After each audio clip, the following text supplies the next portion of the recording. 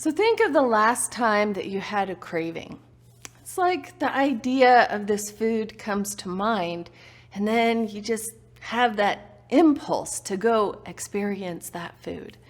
And we kind of get a picture in our mind about that food. We see it, we think about it, and then that kind of develops with the feeling that we want it or we need that food.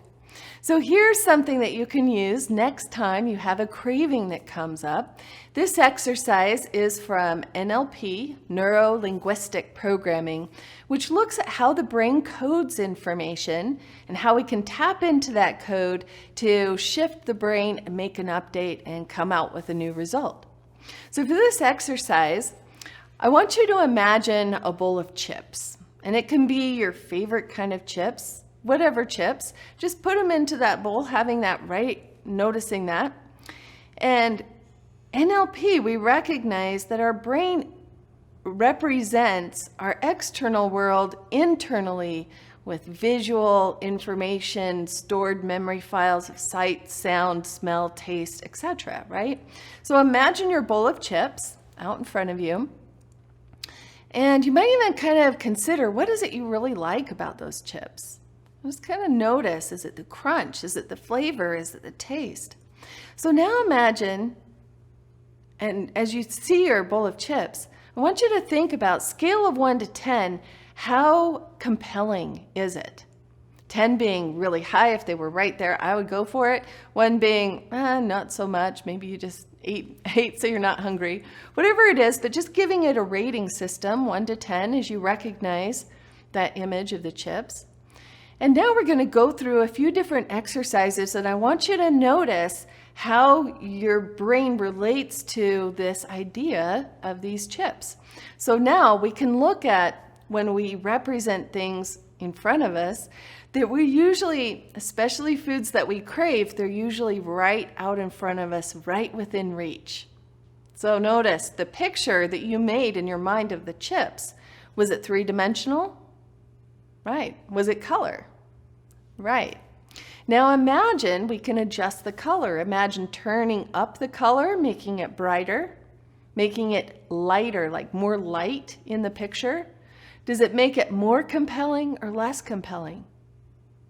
For most people, turning up the color and the brightness makes it more compelling. We want it more.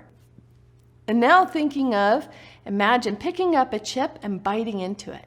Oh, it tastes really good. It's that flavor, but there's some grit. There's something wrong. It's like there's sand in the chips. Oh, there's sand in them. Spit it out. Puh. Now imagine the chips, scale of 1 to 10. How compelling is it to you now? Maybe not as much, right? It's going kind of down the scale.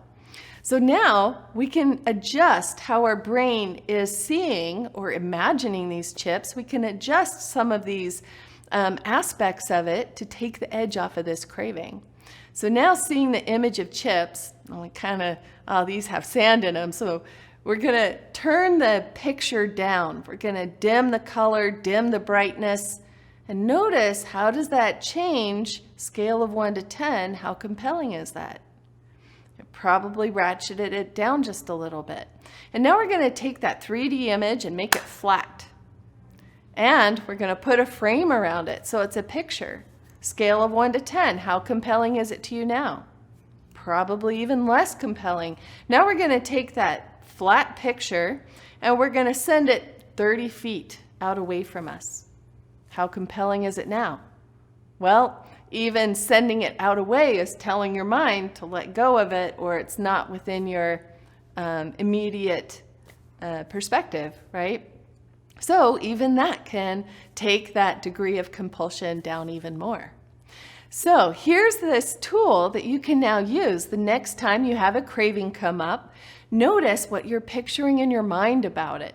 You can adjust the light, make it dimmer, make it gray, or you can even drain out the color. Draining away the color will actually cue your brain to see it differently or relate to it differently. You can make it flat and put it out 20, 30 feet from you, which kind of gets it out of your mind or your experience. So this is a good exercise that you can start using to just take the edge off of some of those cravings or those foods that might have felt like a compulsion, and it just gives you a little more space to be more at choice with the food choices that you're making. So now you know the secrets of the Cravings Quick Hack, that you can change how your mind sees the food, take the edge off of the craving, and even send it out of your awareness so that you're more at choice. Here's to your health, happiness, and success. I'll see you next time.